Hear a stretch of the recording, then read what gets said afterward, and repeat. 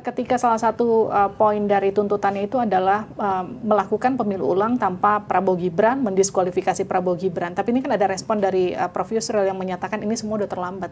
Gimana respon Anda soal itu? Ya, untuk membangun bangsa ini nggak ada kata terlambat. Karena di atas hukum ada etika dan moral.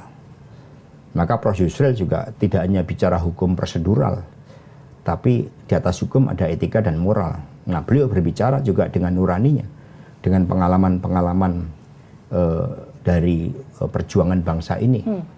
Nah, ini yang kita lihat. Dan secara konsepsi, secara prosedural pun, ini hak konstitusional yang dimiliki oleh Ganjar Mahfud.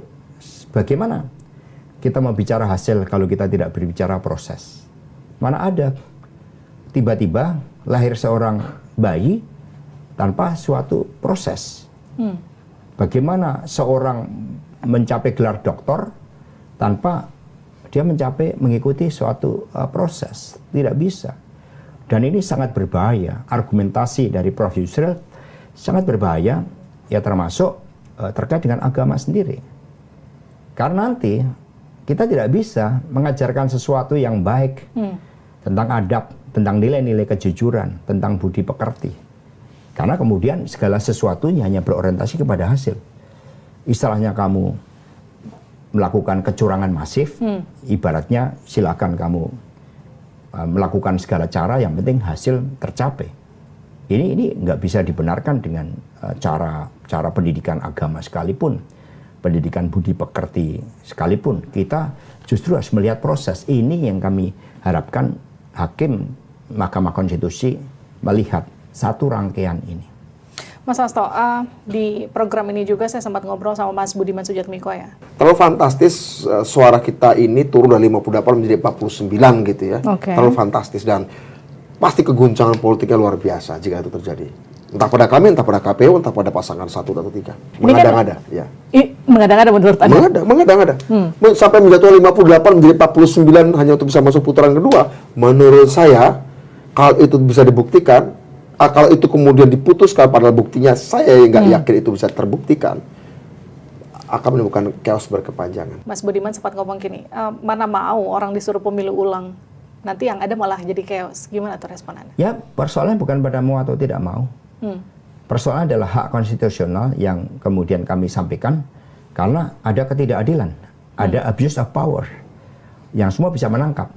Emangnya nggak ada itu tekanan kepada kepala desa, kan masif. Emangnya nggak ada istana dipakai untuk melakukan pengorganisasian, kan begitu banyak bukti. Emangnya tidak ada tekanan-tekanan dari aparatur negara, penggunaan bansos. Itu semua kan secara telanjang di depan kita terjadi. Lalu sekarang orang berlomba-lomba karena ini sudah berhasil, kemudian mendorong ada ajudan Pak Jokowi, ya sekretaris macam itulah, David yang mau dicalonkan sebagai bupati di Boyolali, ada sekretaris pribadi Ibu Iriana yang akan menjadi wali kota Bogor, lalu ada istri Mas Kaisang diusulkan menjadi Bupati Sleman. Ini kan semakin telanjang di depan mata, sehingga apa disampaikan oleh Prof. Fikran Nusa Bakti berulang kali saya ulang karena saya sangat kagum dengan beliau. Kita ini pemilik republik, masa kita kalah sama satu keluarga. Mas Hasto, kan Gibran ikut nanggapin ini ya. Gibran bilang gini, terus mau diulang sampai kapan? Sampai mereka menang gitu, sampai yang kalah menang gitu. Itu gimana tuh Mas? Sebenarnya ada presiden hukumnya. Nah sayangnya Mas Gibran ini kan ya usianya itu karena usia masih terlalu muda, belum memenuhi syarat 40. Mungkin seperti itu responnya, masih ada aspek-aspek emosional sehingga kurang bijak jawabannya. Ketika di Saburai Jua, bupati dari PD Perjuangan namanya Orian menang pilkada. Lalu lawan politiknya menggugat ke MK. Apa yang dipersoalkan? Bukan pada hasil, tapi ada proses penetapan dia sebagai calon kepala daerah yang saat itu berkewarganegaraan ganda. Ini kan sama, bisa dianalogikan meskipun berbeda case-nya, adalah Mas Gibran yang tidak memenuhi syarat. Jadi menurut Anda masih ada harapan? Ada presiden hukum, bukan ada harapan, ada presiden hukumnya. Oke. Ada landasan konstitusionalnya. Karena konstitusi kan dibuat ada ideologi yang di atasnya itu etika dan moral tentang suatu mimpi terhadap masa depan. Tapi kan gini Mas, Anda juga sempat katakan ini semua ada abuse of power di sana. Artinya kita melawan kekuasaan untuk kemudian menegakkan demokrasi kan, untuk katakanlah melihat apakah akhirnya MK akan mengabulkan gugatannya atau enggak. Melawan itu semua, melawan kehendak penguasa untuk kemudian mengamini apa yang Mas Hasto harapkan, masih mungkin, Mas?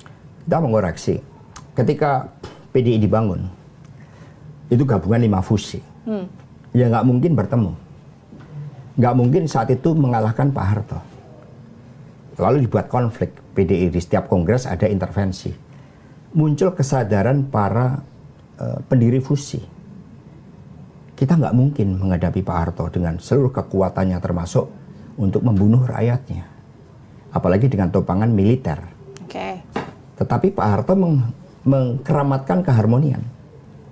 Maka mereka sepakat, boleh jadi kita diadu domba oleh presiden, maka mari kita berkonflik. Sehingga presiden, Panglima ABRI saat itu, Kasospol dan Babinsa tidak mampu menyelesaikan konflik yang mereka buat sendiri. Ini oleh Profesor Dr. Cornelis Lee almarhum disebut sebagai melawan negara. Disitulah terjadi konsolidasi nilai ideologi yang dilakukan oleh PDI Perjuangan bersama civil society adalah konsolidasi ideologi. Yang kita lawan adalah suatu nafsu berkuasa demi keluarga, demi anaknya. Kami nggak pernah melawan negara, kami patriotik, kami nggak akan pernah melawan negara.